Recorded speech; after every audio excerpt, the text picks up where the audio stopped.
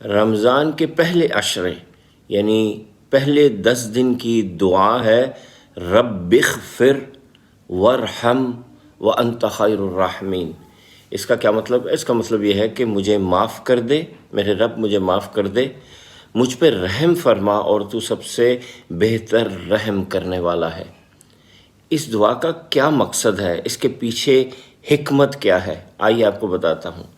پہلے آپ یہ سمجھ لیجئے کہ یہ 1 سیکنڈ کے لیے امیجن کیجئے کہ آپ ہیں اور یہ ٹائم ہے، یہ پاسٹ ہے، یہ لمحہ موجود ہے جس میں آپ اس وقت ہیں، اور یہ فیوچر ہے۔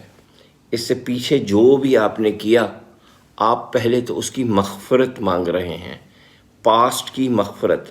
تو رب اغفر لی، پاسٹ کے اب تک اس پوائنٹ تک جو ہوا مجھے معاف کر دے، اور اس پوائنٹ سے آن ورڈ مجھ پہ رحم کر، یعنی پاسٹ بھی ہے، پریزنٹ بھی ہے اور فیوچر بھی ہے۔ اور اب ہم آتے ہیں دوسرے پارٹ کی طرف، وَأَنْتَ خَيْرُ الرَّاحِمِينَ، اور تو ہی بہتر رحم کرنے والا ہے۔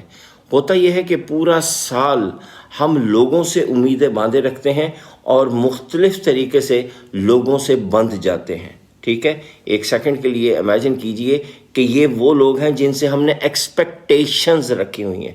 ہمارا پاکستانیوں کا تو بہت بڑا مسئلہ ہے ایکسپیکٹیشنز کا، جن کے اوپر ہم ڈیپینڈ کر رہے ہیں، تو ادھر سے بھی اور ادھر سے بھی ہمارا مائنڈ، ہماری فیلنگ ٹوٹلی کراؤڈڈ ہو گئی ہیں۔